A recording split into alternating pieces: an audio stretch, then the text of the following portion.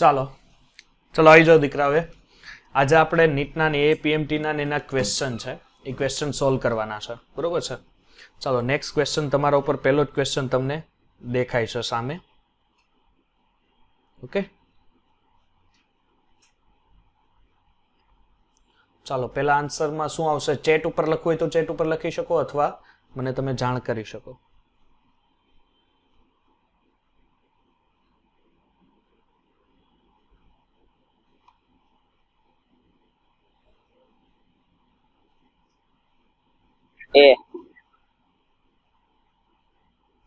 એક જ મિનિટ હા દીકરા. ચાલો પહેલામાં શું? બે આન્સર, એ આન્સર અલગ અલગ આન્સર આવે છે. સરખાઈ જોવો શું કે છે કે કાર્બન મોનોક્સાઇડ જેવા વાયુઓ પર આદર્શ વાયુનું પાલન કરવામાં આવે છે. ઓકે, ચાલો કાર્બન મોનોક્સાઇડ જેવા વાયુ પર આદર્શ વાયુનું પાલન કરે. કાર્બન મોનોક્સાઇડ છે એટલે તમને દીકરા પહેલા તો ગ્રાફ વિશે ખબર હોવી જોઈએ કંઈક આ રીતના. ઓકે, એક જ મિનિટ. આ દીકરા કોણ છે? એ જીલ કાછડિયા, કેશવ ડી, વૈભવ કે છે એ.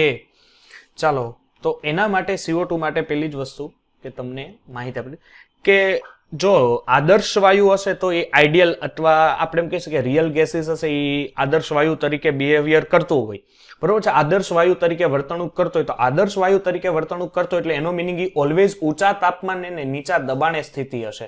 એ નીચા તાપમાને ને ઊંચા દબાણે, કારણ કે એ પહેલા જ લોકો કહે છે કે ભાઈ કાર્બન મોનોક્સાઇડ છે આદર્શ વાયુ વર્તણૂક ધરાવે છે. તો આદર્શ વાયુ વર્તણૂક પ્રમાણે ઊંચું તાપમાન અને નીચા દબાણે પ્રક્રિયા પરિસ્થિતિ, એટલે જેણે ડી આન્સર આપ્યો છે સાચો થશે. ચાલો નેક્સ્ટ ક્વેશ્ચન છે, એપીએમટી માં પણ પૂછાયેલો છે 2008 માં, અને AEEE માં પણ 2008 માં ક્વેશ્ચન છે. શું છે કે જો વાયુનું વિસ્તરણ અચળ તાપમાને થાય તો શું દર્શાવે? જો અચળ તાપમાન હોય, અહીંયા કાલે જ મેં ભણાવીને કીધું કે જો અચળ તાપમાન હશે, yes A answer Jeel Kachhadiya, you are right. જો અચળ તાપમાન હશે તો અણુઓની ગતિ ઉર્જા છે એ સમાન રહે છે. અણુઓની ગતિ ઉર્જામાં કોઈ ફેરફાર થતો નથી, બરોબર છે. વાયુનું તાપમાન છે એ અચળ રહે છે. ચાલો નેક્સ્ટ ક્વેશ્ચન. ચાલો નેક્સ્ટ ક્વેશ્ચન શું છે કે પાણીની તમને એક અણુ દ્વારા કબજે કરેલ જથ્થો, પાણીના એક અણુ દ્વારા કબજે કરેલ જથ્થો, એની ઘનતા પાણીની 1 ગ્રામ ઇન્ટુ સેન્ટીમીટર માઇનસ ક્યુબ હશે, એ તો આપણને ખબર છે. ઓકે, તો પેલા જોઈએ કે પાણીના એક અણુએ કેટલા કબજે કરેલા હશે. એટલે એક પેલા તો શું કરું, પાણીના મોલ મેળવી લો. પાણીના મોલ, એક જ મિનિટ. પાણીના મોલ. ચલો પાણીના મોલ કેટલા થશે દીકરા? સર પાણીના મોલ થશે, આપણે લેવું પડશે ને 1000 ભાગ્યા 18, કારણ કે 55.55, કારણ કે આપણને અહીંયા આપી દીધું છે ઘનતા, એટલે એના ઉપરથી કદ મળી જશે. ચાલો હવે શું થાય કે 1 લીટર માટે હવે 1 મોલ હોય પાણી, 1 મોલ પાણી હોય તો એમાં કેટલા અણુ હોય? Sir 6.022 into 10⁻23. તો દીકરા 55.55 હશે તો કેટલા હશે? તો 55.55 મોલ હોય તો હાઉ મેની? તો અહીંયા ગુણાકાર કરવો પડે. 55.55 ગુણ્યા 6.022 ગુણ્યા 10⁻23. આ બંનેનો ગુણાકાર કરશો ને ઘાતને સિમિલર કરશો એટલે આઈ થિંક લગભગ તમને આવે છે 3.34 ગુણ્યા 10⁻25 જેવો સમથિંગ આવે છે.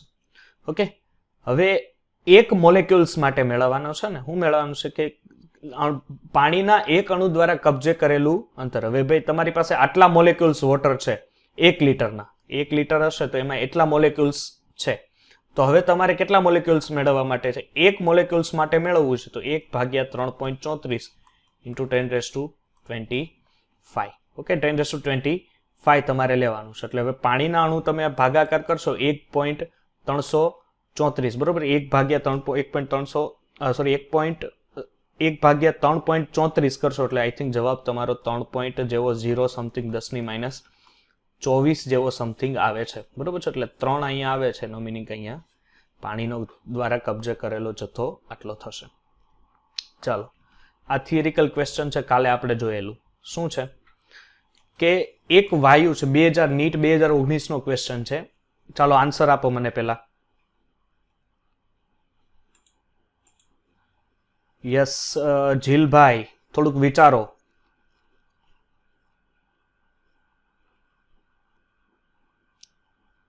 જીલભાઈ, વૈભવભાઈ, થોડુંક વિચારો. શું છે પેલા ક્વેશ્ચન વાંચો કે એક વાયુનું મોલર કદ છે એ 350 કેલ્વિને અને 15 બાર પર આદર્શ વાયુની તે જ પરિસ્થિતિમાં સરખામણી કરતા તે 20% નાનું છે, એટલે કદ ઘટે છે. તો વાયુ માટે સાચો વિકલ્પ ઝેડ દબનિયવ શોધો.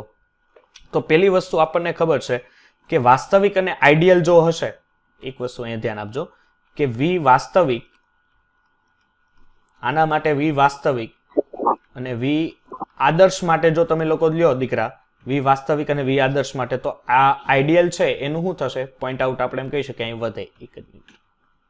ઓકે, ચાલો પછી શું છે કે તો જો તમે ઝેડ માટે લ્યો, yes you are right answer Keshav, she is a right answer. કઈ રીતે આવશે કે એના માટે તમે લ્યો ઝેડ ને તમે અહીંયા કરતા બનાવો, બરોબર છે, ઝેડ ને કરતા બનાવો એટલે શું થશે, ઝેડ ને કરતા બનાવતા વાસ્તવિકના છેદમાં વી વાસ્તવિકના છેદમાં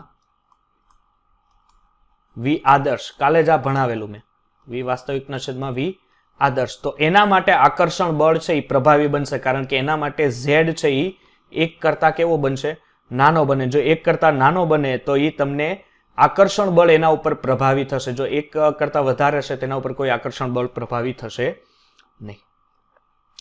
ચાલો હવે છે પદાર્થ પર દરેક પરમાણુ એટલે A2, ધ્યાન આપજો, A2 દ્વારા શોષાયેલી ઉર્જા છે, બરોબર છે. શોષાયેલી ઉર્જા એટલે કે એબ્ઝોર્વ કરેલી ઉર્જા છે 4.4 ગુણ્યા 10-19 જૂલ. આ APMT 2019 નો ક્વેશ્ચન છે. અને પરમાણુ દીઠ બંધ ઉર્જા એટલે બંધ વિયોજન એન્થાલ્પી એ 4.0 ગુણ્યા 10-19 જૂલ છે. તો પરમાણુ દીઠ પરમાણુની ગતિજ ઉર્જા કેટલી હશે? શું છે? પરમાણુ દીઠ પરમાણુની ગતિજ ઉર્જા દીકરા કેટલી હશે? હવે તમે અહીંયા જુઓ ખાસ કે આમાં પરમાણુ કેટલા છે? સર અહીંયા 2 પરમાણુ છે. પરમાણુ કેટલા છે? 2. હવે શોષાયેલી ઉર્જા કેટલી છે?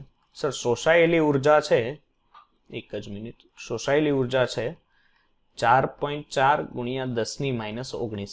અને બોન્ડ એનર્જી કેટલી છે? બોન્ડ એનર્જી છે 4.0 ગુણ્યા 10-19. યસ, સી અને બી એ કેમ 2 આન્સર ગણવા ભાઈ મારે? ચાલો આપણે જોઈ લઈએ અહીંયા. હવે તમને કાઇનેટિક એનર્જી તમને કીધી છે, બરોબર છે, ગતિજ ઉર્જા કીધી છે. તો ગતિજ ઉર્જા માટે તમે અહીંયા સૂત્ર યાદ રાખો કે ગતિજ ઉર્જા માટે શું થશે કે શોષાયેલી એનર્જી, શોષાયેલી ઉર્જા માઇનસ બંધ ઉર્જા ડિવાઈડ બાય પરમાણુની સંખ્યા.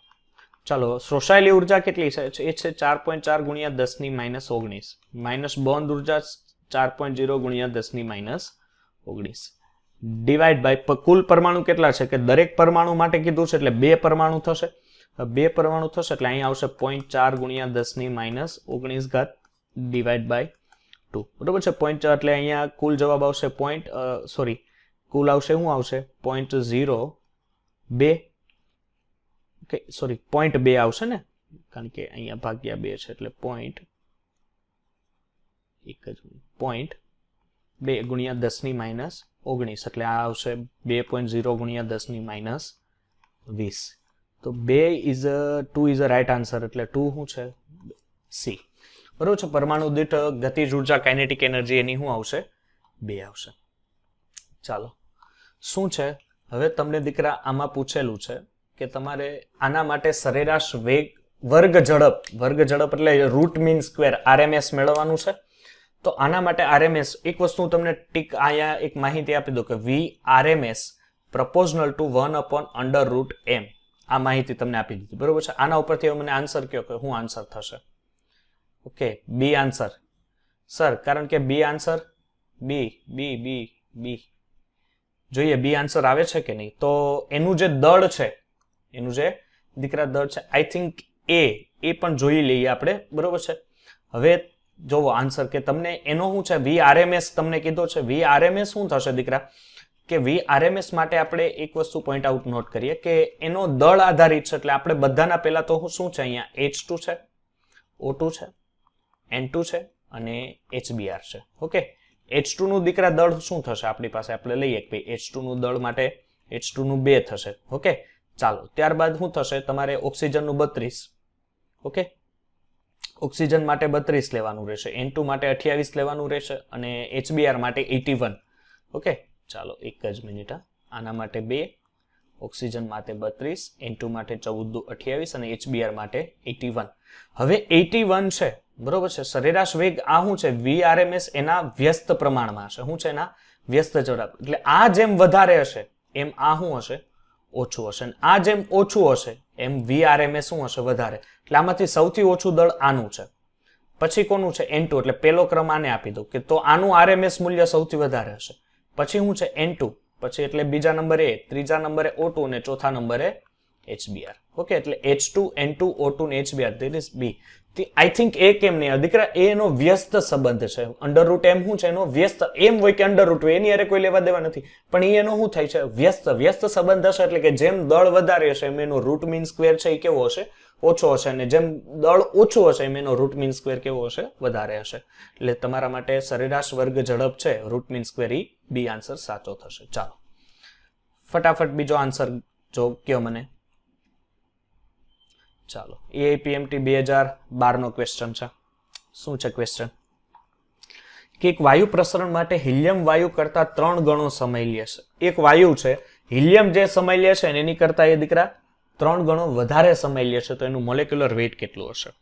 ચાલો ગણો.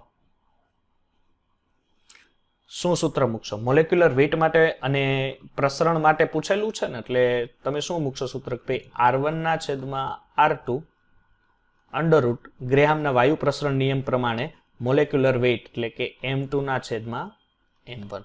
ઓકે, હવે અહીંયા સમયની ચર્ચા આવી છે, સમયની ચર્ચા આવી છે એટલે R છે એની સાથે આપણે શું લેવું પડશે R1 ને R2 નું સૂત્ર શું થશે? R1 અને R2 નું સૂત્ર સર અમને ખબર છે V1 ના છેદમાં T1 ઇન્ટુ બરોબર છે T2 ના છેદમાં V2. ઓકે, સમય શું છે VV, તો કારણ કે કદ તો સમાન જ છે, કદમાં કોઈ ફેરફાર નથી થતો, પણ સમય કેટલો છે? દાખલા તરીકે એક વાયુ છે એનો 1 હશે તો હિલિયમ કરતા 3 ગણો લેશે, એટલે પેલો તો હિલિયમ છે એ 1 છે, અને ઓલો કેટલો સમય લેશે 3 ગણો, એટલે 3 ના છેદમાં 1 આ M2 ના છેદમાં M1. ઓકે, આ રીતની માહિતી તમને આપેલી. હવે હિલિયમ છે તો હિલિયમ તમારો M1 છે તો હિલિયમનું દળ તો છે સર મારી પાસે કેટલું 4. બસ find out M2 find out કરવાનો રહેશે. હવે 4 તમારી સામે જ પેલી જશે, એટલે અંડર રૂટ આને વર્ગમૂળ આપો અને વર્ગ કાઢો એટલે આને વર્ગ આપવો પડે, એટલે આનું 9 થશે, એટલે M2 ના છેદમાં 4, એટલે 9 ચોક 36, એટલે M2 શું આવ્યો 36. What is answer is B. Okay, સરળ ક્વેશ્ચન છે. ચાલો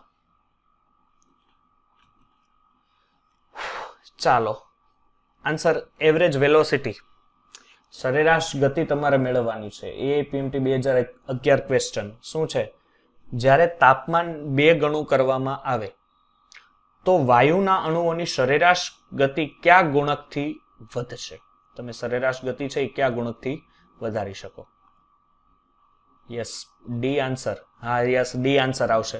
આ તમારા માટે હું સરેરાશ ગતિવાળું છે એ સરેરાશ ગતિવાળું હું તમારા માટે હોમવર્ક માટે મૂકું છું. ઓકે, તમારે કરવાનું છે. ચાલો, આદર્શ વાયુથી મહત્તમ વિચલન આવડી જાય એવો ક્વેશ્ચન છે નીટ 2013. વાહ ભાઈ વાહ, ફટાફટ આન્સર મળે છે. યસ નેહાબેન, H2 કઈ રીતે આવશે? મહત્તમ વિચલન એમોનિયા દર્શાવશે, H2 તો નહીં દર્શાવે ની, કારણ કે શું થશે? કારણ કે એમોનિયા છે નીચે જશે પછી પાછો ઉપર જશે. ગ્રાફ જે ધ્યાન છે તમને, તમારી પાસે ગ્રાફ હશે પેલો આદર્શ વાયુ સમીકરણ માટેના, તો એમાં ગ્રાફમાં જોવો H2 તો છે એ ઓબ્વિયસલી આદરવાહક, કારણ કે એમોનિયા શું થશે ઋણ વિચલન પામશે અને પછી પાછો એ ધન વિચલનમાં ગતિ કરશે, કારણ કે NH3 will show maximum deviation from ideal gas to dipole attraction, દ્વિધ્રુવીય આકર્ષણ માટે પણ એ લાગુ પડે છે. ઓકે, એટલે ammonia is a right answer, B is right answer. ચાલો નેક્સ્ટ ક્વેશ્ચન છે. શું છે નેક્સ્ટ ક્વેશ્ચન? જો આ થોડોક મોટો ક્વેશ્ચન છે, ધ્યાન આપજો કે સમાન પરિસ્થિતિમાં સૂક્ષ્મ છિદ્ર, પેલા એક ટ્રાય મારો, બરોબર છે, હું કહું પેલા ટ્રાય મારો.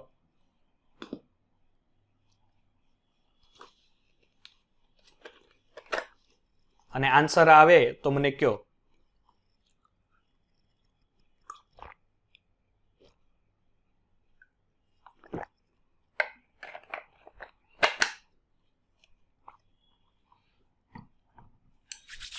ચાલો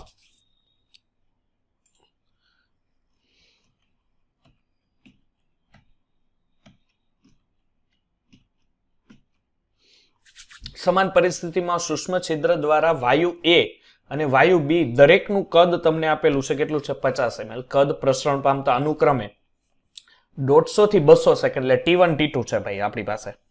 T1 T2 છે, 150 થી 200 સેકન્ડ લાગે. જો B નું આણ્વીય દળ 36 હોય તો એનું આણ્વીય દળ, એટલે આણ્વીય દળ માટે ગ્રેહામના વાયુ પ્રસરણના નિયમોનો અહીંયા તમારે થોડીક શું કરવી પડશે? માહિતી મેળવવી પડશે.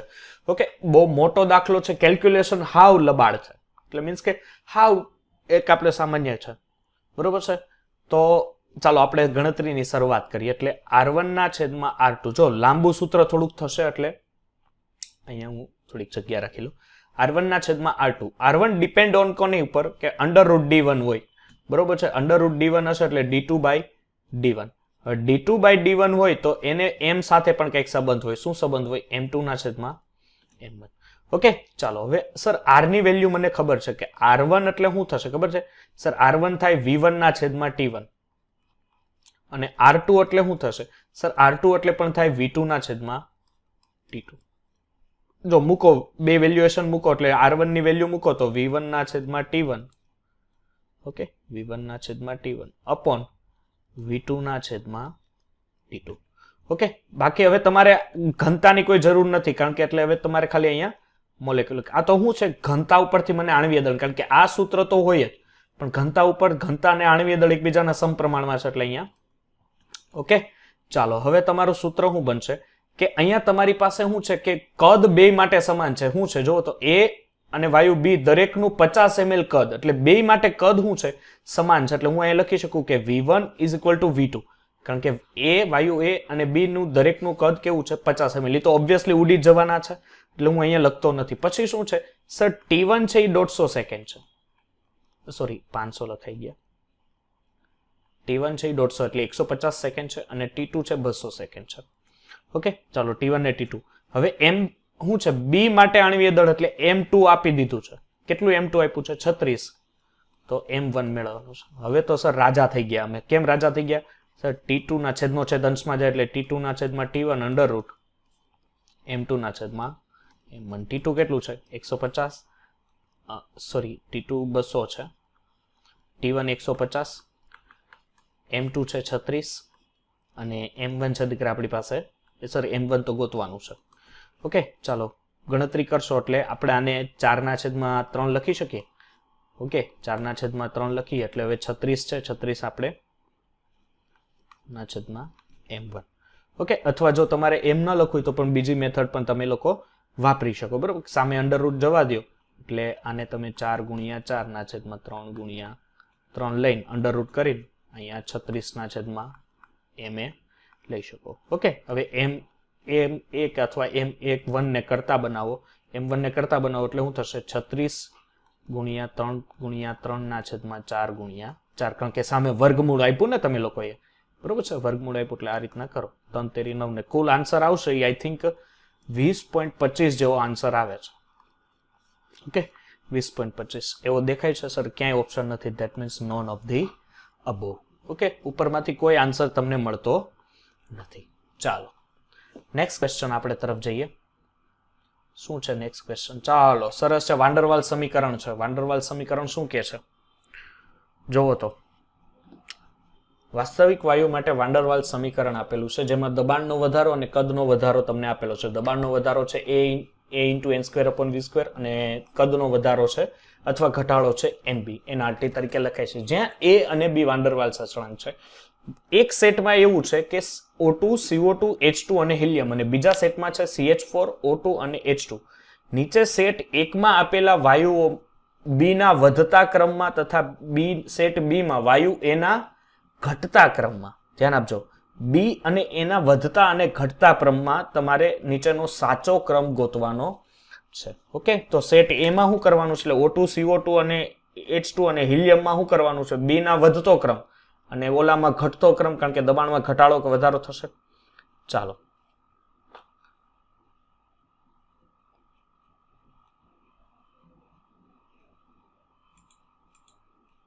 Yes, she is a right answer.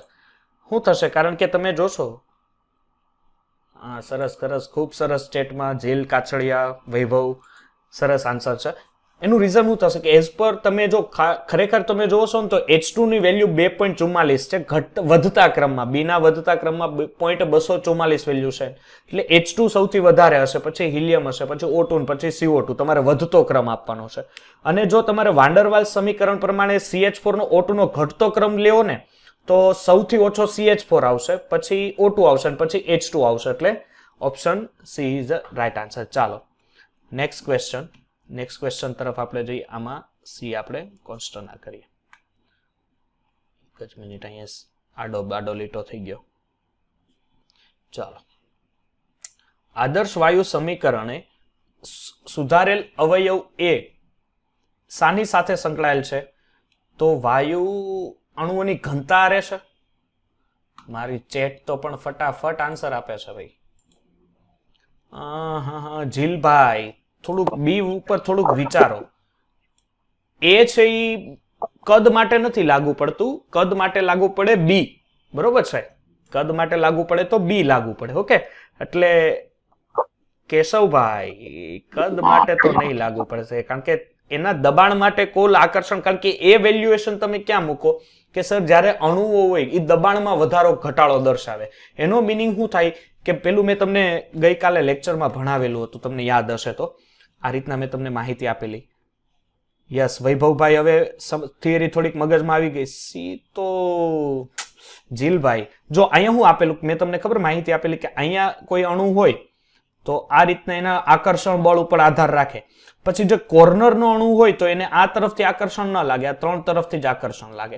બરોબર છે? એને કારણે શું થશે કે આ ત્રણ તરફનું આકર્ષણ બળ એ આની સાથે અથડાવા દેતું નથી. અથડાવા દેતું નથી. એને કારણે શું થશે કે વાયુ વચ્ચેનું આકર્ષણ બળ એ જો વચ્ચેનો અણુ હશે તેમાં વધારે હશે. બરોબર છે? પણ નોર્મલી જો તમે દિવાલ પરના અથવા કોઈ પણ સાઈડની સપાટી પર જશો એટલે ત્રણ તરફથી જ આકર્ષણ બળ લાગશે. એટલે એમાં કંઈક દબાણમાં વધારો કે ઘટાડો થયો છે ને એ દબાણમાં કે વધારો ઘટાડો તમે એને એ આપો છો. ઓકે, એટલે એ શાનો સુધારેલો અવયવ છે? તો એ આકર્ષણ બળનો સુધારેલો અવયવ છે, જેમાં આવશે ઓપ્શન નંબર ડી. ઓકે, કારણ કે હાજર વિદ્યુત ક્ષેત્ર ઉપર તો કોઈ આધાર નહીં. અણુઓનું કદ હોય, વાયુ અણુઓનું કદ, તો બી લાગે, અને ઘનતા આધારે તો કોઈ એનો સંબંધ જ નથી. ચાલો, નેક્સ્ટ ક્વેશ્ચન શું છે કે નીચે પૈકી શેમાં પરમાણુઓ મહત્તમ સંખ્યા તેમાં હાજર હશે? કેમાં હાજર હશે ભાઈ મહત્તમ પરમાણુ?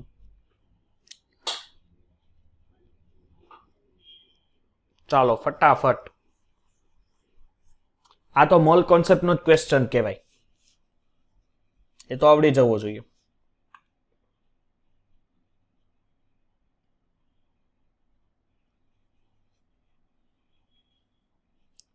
ફટાફટ. સી, વૈભવ સી તે આના માટે આન્સર આપ્યો. ચાલો, જો H2.5 ગ્રામ, સોરી સર સી આવે. ઓકે ભાઈ કેશવભાઈ, હા બરોબર છે, સી આવશે. હું કામ સર સી આવશે? કારણ કે H2 નું જો H2 નું દળ 2 ગ્રામ હોય. 2 ગ્રામ એટલે 1 મોલ. ઓકે, 2 ગ્રામ એટલે શું થશે? 1 મોલ. 1 મોલ હોય તો એમાં અણુની સંખ્યા કેટલી હોય? 6.022 ગુણ્યા 10^23. O2 છે એ 10 ગ્રામ છે. ખરેખર O2 જો 32 ગ્રામ હોય તો એમાં 6.022 ગણું હોય. અને અહીંયા તો STP H2 15 ગ્રામ. 15 ગ્રામ એટલે વિચાર કરો, 2 ગ્રામ હોય તો 6.022 ગુણ્યા 10^23 હોય. આ તો 15 ગ્રામ આપ્યા છે, તો 15 ગ્રામ એ કેટલા? ઓબ્વિયસલી આની લગભગ 4 જેવી સમથિંગ, પછી મોટી સંખ્યા ઉપર 23 ઉપર વધી, એટલે ઓબ્વિયસલી મહત્તમ સંખ્યા આમાં હશે. N2 5 ગ્રામ નહીં સર, N2 જો 28 ગ્રામ હોય તો 1 મોલ હોય. 1 મોલ માણું 6.022 ગુણ્યા 10. અહીંયા તો 5 ગ્રામ છે, એટલે 6.022 ગુણતા કરતા ઓછા અણુઓ એમાં હાજર હશે. ચાલો, નેક્સ્ટ ક્વેશ્ચન. તમને હાઇડ્રોજન અને ઓક્સિજન સમાન મોલને સૂક્ષ્મ છિદ્ર ધરાવતા એક પાત્ર કે જેમાંથી બંને નીકળી શકે. ઓકે, એટલે એ લોકોએ શું કીધું છે ખબર છે કે અહીંયા જો હું કહું છું તમને, અહીંયા એક આ રીતનું પાત્ર લીધું છે અને આ રીતના એક સૂક્ષ્મ છિદ્ર અહીંયા રચ્યું છે. ઓકે, આ સૂક્ષ્મ છિદ્ર અહીંયા હું રચેલું છે ખબર છે? H2 અને O2. ઓકે, H2 અને O2 અહીંયા રચેલું છે. હવે શું થઈ શકે? આ સૂક્ષ્મ છિદ્ર દ્વારા અહીંથી આ વાયુઓ બહાર નીકળે છે. આ દીકરા એક પાત્ર કે જેમાંથી બહાર નીકળે છે તેમાં ભરવામાં આવ્યા છે. અડધો હાઇડ્રોજન દૂર થાય, બરોબર છે? તેમાંથી જો અડધો હાઇડ્રોજન દૂર થાય તો તે સમયે કેટલા ઓક્સિજન દૂર થતા હશે? આવો પ્રશ્ન તમને પૂછેલો. ચાલો, કયો આન્સર?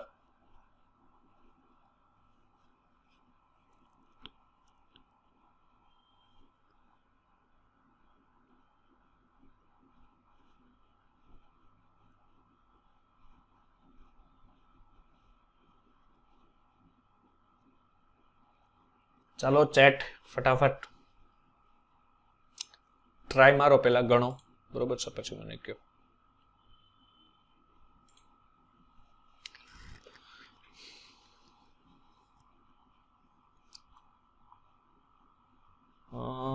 ડી કઈ નહીં, ચાલો ડી માં તો થોડુંક, કારણ કે વિચારો, જો પેલા તો નંબર ઓફ મોલ ગણી લ્યો ને તોય ખબર પડી જાય નંબર ઓફ મોલ ઓક્સિજન કેટલા રહે છે, બરોબર છે? Number of mole Shreya Gupta yes sir, Jeel Kachhadiya yes sir. હવે જો શું કરશો તમે લોકો કે નંબર ઓફ મોલ તમે ડિપેન્ડ કરો આની ઉપર કે number of mall of O2 એટલે ઓક્સિજન અને number of mall of H2 proportional. તમને બંનેના મોલેક્યુલર વેઇટ તમને ખબર હશે, બંનેના મોલેક્યુલર વેઇટ એટલે એક જ મિનિટ હા દીકરા. ઓકે, ચાલો મોલેક્યુલર વેઇટ ઓફ H અને molecular weight of O. Okay, મેં અહીંયા O2 ને H2 લીધું છે તો અહીંયા તમે લોકો બરોબર છે O2 ને H2 લખી લો. હવે કેટલા મોલ? યસ જીલભાઈ.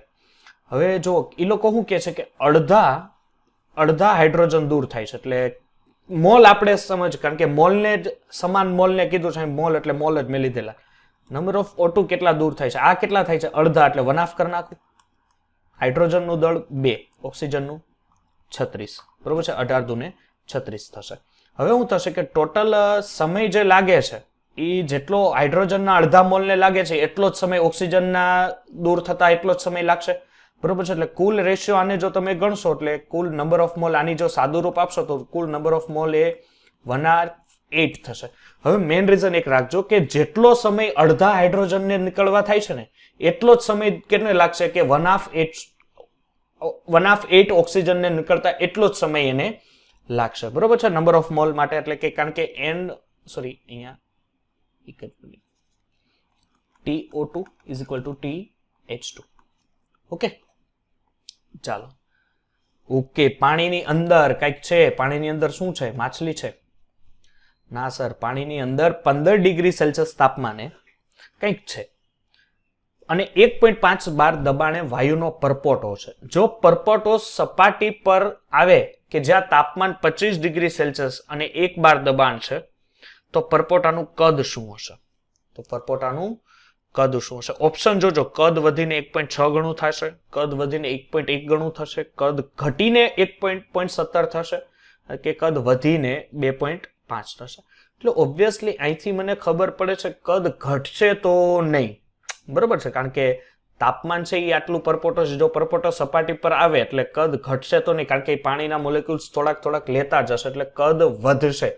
પણ કેટલા વધે, કેટલા ગણું વધે, A, B અને D માંથી આન્સર કેટલા ગણું વધે?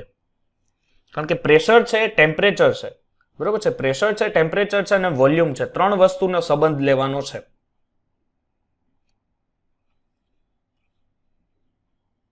બરોબર છે? 3 વસ્તુનો સંબંધ લેવાનો થશે તમારે. એટલે પેલાનું કદ અને પછીનો કદનો ગુણોત્તર થયો, સમજાણું? અહીંયા પેલાનો કદ અને પછીનો કદનો ગુણોત્તર એટલે V proportional to T/P થશે. એટલે આના માટે હું શરૂઆત માટે પાણીનો, યસ મારી ચેટ શું આન્સર આપે છે? જીલભાઈ, C અને A બે નો, આમ એમ નો હોય.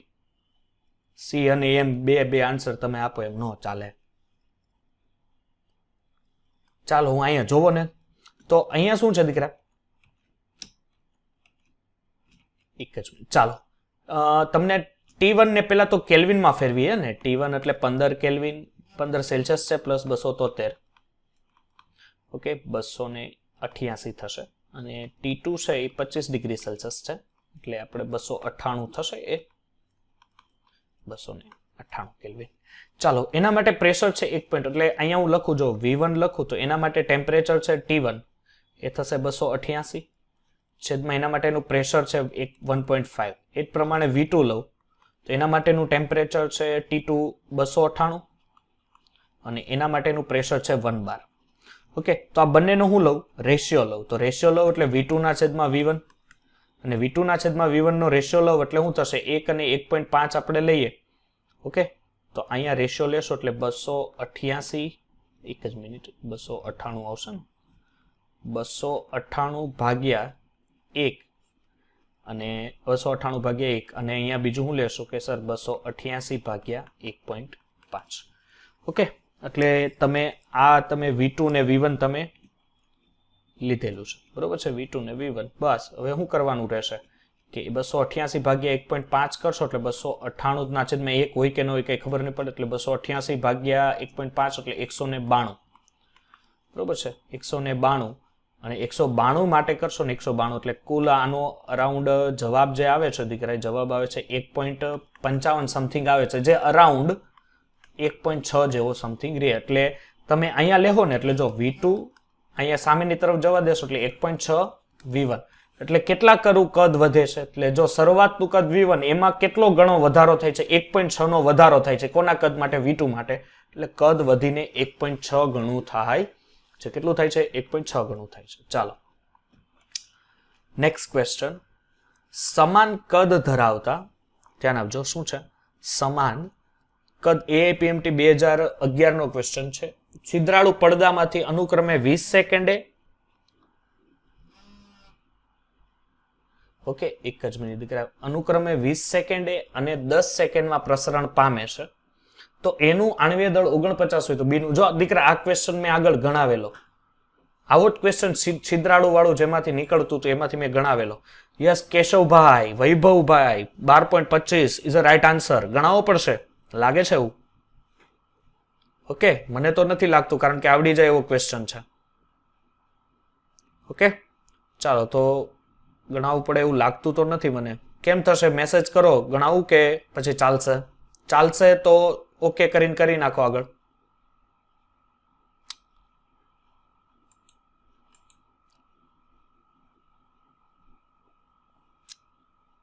ચાલો ભાઈ ગણાવી દઈએ છોકરાની માહિતી.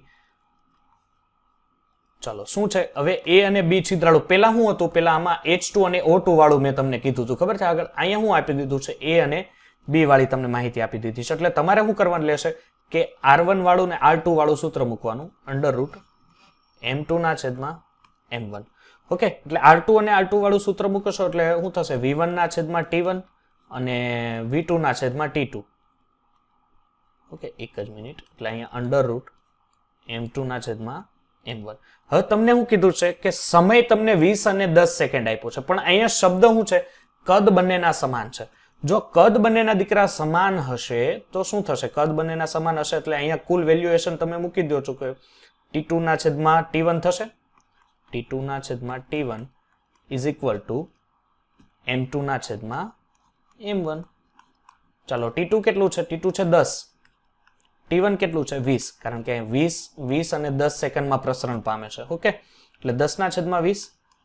M2 તમારે શું કરવાનું છે, કારણ કે B નું દળ, એટલે આપણે અહીંયા MB લખીએ કે કારણ કે A નું આપેલું છે કેટલું છે 49. ઓકે 49 તમને આપેલું છે દીકરા, અને અહીંયા તમારે શું કરવાનું છે, M2 નું કદ મેળવવાનું છે. હવે જો આનું અંડર રૂટ કાઢું એટલે આનું તો નીકળી જાય એમ છે. શું થાય છે સર, 10 ના છેદમાં 20, આનું અંડર રૂટ એટલે ઉપરને એક અંડર રૂટ M2, આને તો 7 થઈ જાય, 7 49 છે, 7 છે એ સામે જશે, 7 સામે જશે એટલે 70 ના છેદમાં 20. ઓકે 70 ના છેદમાં 20 થશે એટલે કુલ તમે આનો જે ગણતરી કરશો એટલે 70 ના છેદમાં 20 ભાગ્યા 3.5, આની ગણતરી કરવાની જરૂર નથી, અંડર રૂટ 3.5. બરોબર છે. સામેનો હવે તમે આનો વર્ગમૂળ કાઢી નાખો એટલે આનો વર્ગમૂળ આવશે 12.25, આન્સર આવે છે. ઓકે, એટલે 12.25 is right answer is B. Okay ચાલો अब तुम्हारे हवाले वतन साथियों, આગળ જોવો શું આપેલું છે તમને. એક જ મિનિટ હા દીકરા. હા ચાલો જોવો. CO એટલે કે કાર્બન મોનોક્સાઇડ અને N2 ના સમાન મોલ લઈને વાયુરૂપ મિશ્રણ તૈયાર કરવામાં આવ્યું છે. શું મિશ્રણ કરવામાં આવ્યું છે? વાયુરૂપ મિશ્રણ કરવામાં આવ્યું છે. જો વાયુ મિશ્રણનું કુલ દબાણ 1 વાતાવરણ હોય તો મિશ્રણનું આંશિક દબાણ કેટલું હશે? ડાલ્ટનનો આંશિક દબાણનો નિયમ તમારે કંઈક લાગુ પાડવો પડશે આમાં.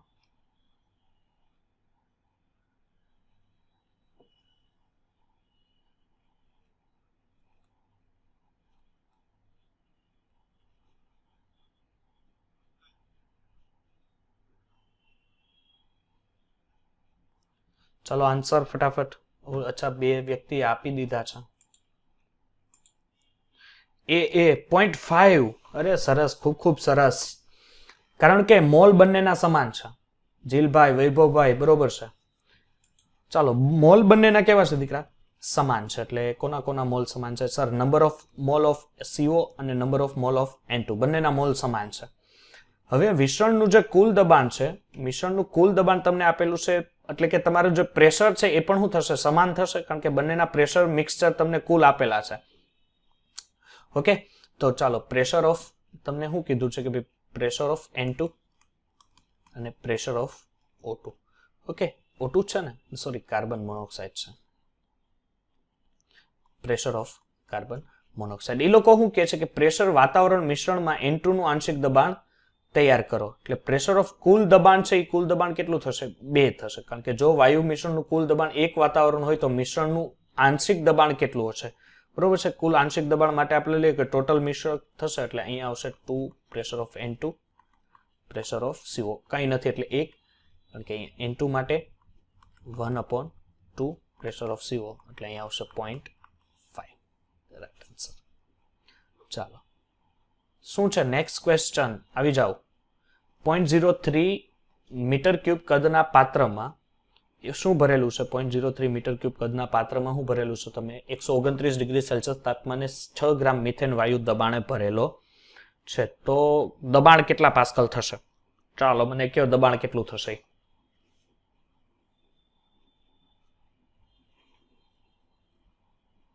APMT 2010.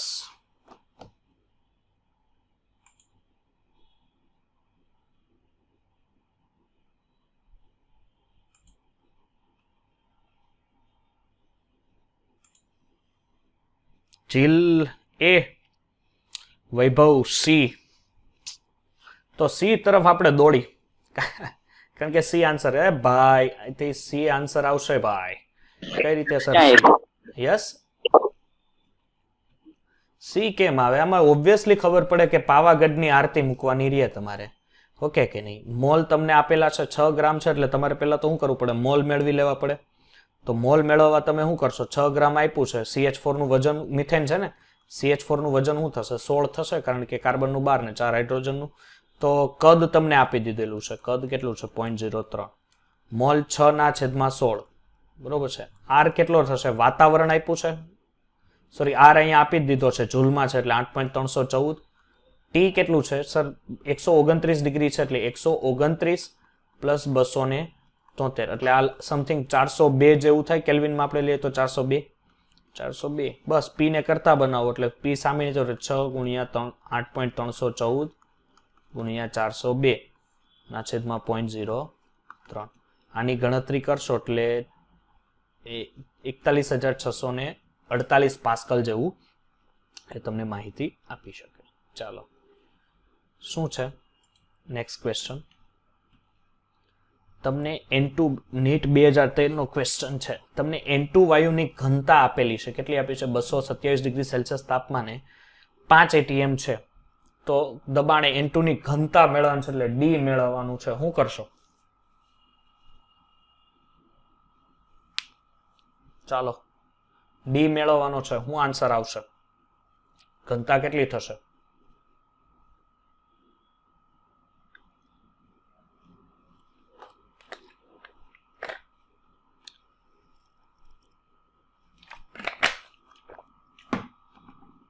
ચાલો ફટાફટ.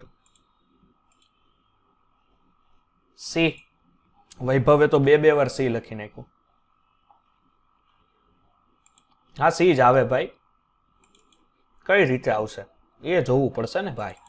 કઈ રીતે આવશે જોઈએ જ લઈએ. ચાલો હમણાં એક જ મિનિટ. હા ચાલો સરસ આ બાજુ આવી જાઓ. ચાલો કઈ રીતે આવે છે એ જોઈ લઈએ. N2 વાયુની ઘનતા એટલે પહેલા તો PV is equal to nRT. હા દર્શનાબેન બરોબર છે. PV is equal to nRT. PV is equal to nRT પહેલા તો એમાંથી DRT મેળવવું પડશે એટલે P upon N એટલે શું થશે? વજનના છેદમાં આણ્વીય દળ RT. M સામે જશે એટલે PM is equal to WV RT. WV એટલે શું થશે? DRT. D ને કરતા બનાવો તો PM ના છેદમાં RT. ચલો P કેટલું છે? દબાણ તમને આપેલું છે 5 atm આપેલું છે. દળ કેટલું છે? N2 વાયુ છે તો N2 વાયુનો મોલેક્યુલર વેઇટ કેટલો થશે? સર N2 વાયુનો મોલેક્યુલર વેઇટ થશે 28 ડિવાઈડ બાય R કેટલો છે? 0.082 અને T કેટલો છે? 227 પ્લસ 273. બસ તમને શું મળી ગયું? સર મને મળી ગયો P. શું મળી ગયું? D. Sorry 3.41 is the right answer. ગ્રામ પ્રતિ મોલ. ચાલો છેલ્લો ક્વેશ્ચન છે. ચાલો ફટાફટ. શું આન્સર આવશે? નીટ 2019. જો ધ્યાન આપજો, નીટમાં છે ને ભાઈ બહુ લાંબી કેલ્ક્યુલેશન વાળા દાખલા પૂછાતા જ નથી. ઓકે, એટલે કોઈ એનું ટેન્શન નહીં લેવાનું. કેલ્ક્યુલેશન સર મોટી હોય ને બહુ હાર્ડ હોય ને એવી બધી કોઈ ટેન્શન એનું લેવાનું જરૂર નથી. ચાલો શું છે ભાઈ? 374 ડિગ્રી છે બરોબર છે. 374 ડિગ્રી આપેલું છે. ડી આન્સર જોઈએ. ચાલો દીકરા જોઈએ આપણે. હા 374 પેલા તો ટી મેળવી લ્યો. 374 પ્લસ 273. હવે 374 પ્લસ 273 છે એટલે શું થશે? 647 કેલ્વિન તાપમાન થશે. ચાલો એનું વજન આપી દીધું છે પાણીનું, તો પાણીના હું ડાયરેક્ટ અહીંથી મોલ જ મેળવી લઉં. પાણીના મોલ.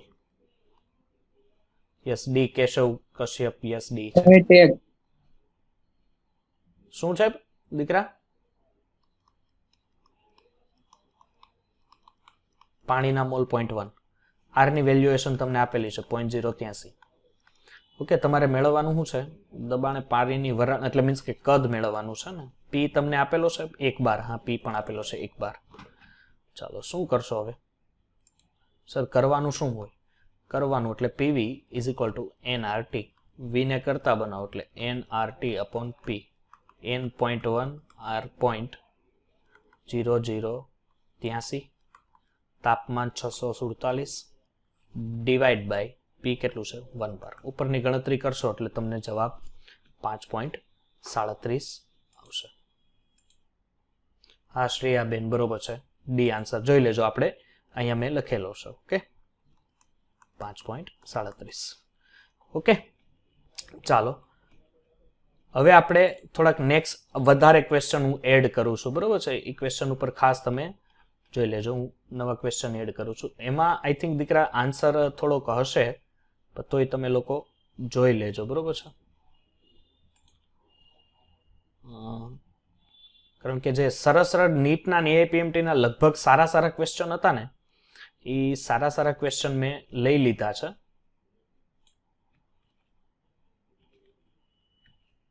બાકી થોડાક છે 1-2 આપણે જોઈએ. ચાલો 365 છે. કઈ રીતે આવશે? કયું સૂત્ર મૂકશો? 25 ડિગ્રી સેલ્સિયસ તાપમાને 730 mm દબાણ અને 380 ml સૂકો ઓક્સિજન વાયુ એકત્રિત કરવામાં આવશે. જો તાપમાન અચળ રાખવામાં આવે તો 760 mm દબાણે વાયુ હે બોઇલ નિયમ લાગે? યસ બોઇલનો નિયમ લાગુ પડશે. શું કામ? કારણ કે કદ અને દબાણ વચ્ચેનો સંબંધ. કદ અને દબાણ એટલે P1 V1 into P2 V2 એટલે P1 ના છેદમાં P2 અને V2 ના છેદમાં V1. દબાણ તમને આપેલું છે, કદ આપેલું છે. તમારે મેળવવાનું છે કદ મેળવવાનું છે. તો ઓક્સિજન વાયુનું કદ તમે આ સૂત્રથી આરામથી મેળવી શકો. ઓકે ચાલો નેક્સ્ટ ક્વેશ્ચન છે. શું છે નેક્સ્ટ ક્વેશ્ચન?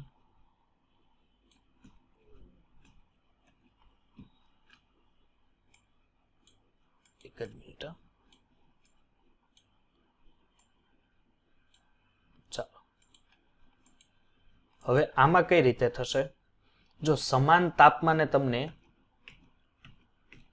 બે વાયુઓ આપેલા છે, એની આણ્વીય ગતિ છે v1 અને v2, v1 અને v2, તો તેમના દબાણ છે m2 અને m1 અને m2. તમને અહીંથી સર આવા કઈ લલુપપુ ક્વેશ્ચન હોય, m2 અને m1 થાય, m2 ના છેદમાં m1 સામેની તરફ જાઓ એટલે આ શું થાય? v1 સ્ક્વેર ના છેદમાં v2 square is equal to m2 ના છેદમાં m1.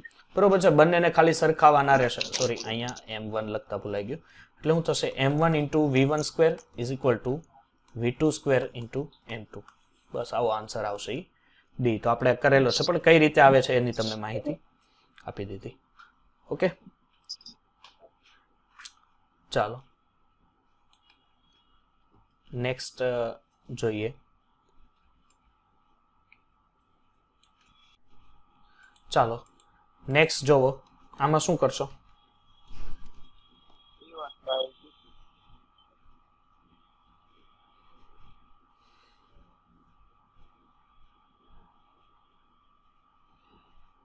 શું મૂકશો? D1 D2 વાળું, D1 અને T1 વાળું. સોરી, કારણ કે તાપમાન છે ને, તમને જો વાયુની ઘનતા ને એને આધારે તાપમાન ઉપર તમને ભારાંક કીધો છે, એટલે એની સૂત્ર મૂકવું પડશે. જાણીએ છીએ PM∆T માટે મૂક્યું D1 અને into T1 is equal to D2 into T2. પણ એ લોકો શું કહે છે કે 27 ડિગ્રી સેલ્સિયસ તાપમાને 1 atm દબાણે વાયુની ઘનતા D અને દબાણ અચળ રાખતા, એટલે પ્રેશરમાં કોઈ ચેન્જીસ નથી થતો. નીચેનામાંથી કયા તાપમાને તેની ઘનતા 0.75 ડી થશે? બરોબર છે, 0.75 ડી કયા તાપમાને થશે? એટલે તમારે ટેમ્પરેચર મેળવવાનું થયું. તો એક તમને T1 આપેલું છે 27 ડિગ્રી એટલે 300 કેલ્વિન થયું. તમને D1 આપેલું છે, સોરી D2 આપેલું છે, કેટલું છે? 0.75 ઘનતા થશે. એટલે શું થશે ખબર છે? જો T1 આપેલું છે, T1 300 કેલ્વિન. ઓકે, તો તમારે T2 એ તમારે ઘનતા મેળવવાનું એટલે D મેળવવાનું થાય. એટલે કે T2 તમને કેટલું આપે છે કે કેટલા તાપમાન, સોરી T2 પણ નથી આપેલું, અહીંયા D2 છે એ તમને 0.75 ડી આવી રીતના તમને માહિતી આપે છે. તો તમારી પાસે શું મેળવવાનું છે કે D1 છે, D1 તો તમારું D1 એટલે D થયો, અહીંયા D1 એટલે આપણે D લઈએ એટલે એટલું થયું. હવે શું કરશો? T2 ને કરતા બનાવો. T2 ને કરતા એટલે T1 અને D1 વચ્ચેનો સંબંધ તમને ખબર હોવી જોઈએ. એના માટે થશે D ઇન્ટુ 300 છેદમાં 0.75 ડી. ઓકે, એટલે અહીંયાથી તમે જો આ કેન્સલ કરશો, ડી કેન્સલ કરશો એટલે 300 ભાગ્યા 0.75 કરશો, બરોબર છે, એટલે 0.75 કરશો એટલે 1/4, સોરી 0.75, 300 ભાગ્યા 0.75 એટલે 400 કેલ્વિન. એટલે ટી છે, T2 છે એ 400 કેલ્વિન સમથિંગ જેવું આન્સર આવશે. ચાલો નેક્સ્ટ ક્વેશ્ચન. આઈ થિંક જો મેં પેલા લગભગ તો કરાવી દીધેલા છે આમાંથી ક્વેશ્ચન, હવે કોઈ રહેતા નથી. ઓકે, એક જ મિનિટ, જો કદાચ હોય સારો ક્વેશ્ચન તો જોઈએ. લગભગ તો ચાલો જોવો તો જરીક આ ક્વેશ્ચન શું કહે છે આપણને. શું મૂકશો સૂત્ર? 27 ડિગ્રી સેલ્સિયસ. યસ, પાવાગઢની આરતી. કારણ કે PV is equal to nRT. તમને તમારી પાસે ટેમ્પરેચર છે 300 કેલ્વિન, R છે સર મોલ મળી જાય. હા, કાર્બન મોનોક્સાઇડ છે એટલે 2.8. કાર્બન મોનોક્સાઇડ એટલે શું થશે? એનું મોલેક્યુલર વેઇટ કાર્બનનો 12, ઓક્સિજનનો 16, 28 એટલે 2.8 ડિવાઇડ બાય 28. ઓકે, એટલે 0.1 મોલ આવશે. અહીં તમને ટેમ્પરેચર આપ્યું છે, તમારી પાસે દબાણ છે 0.821 atm દબાણ છે, બરોબર છે. પછી શું થશે? મૂકો એટલે V મેળવો. ઓકે, તો આપણે MCQ અત્યારે અહીંયા સુધી રાખીએ, બરોબર.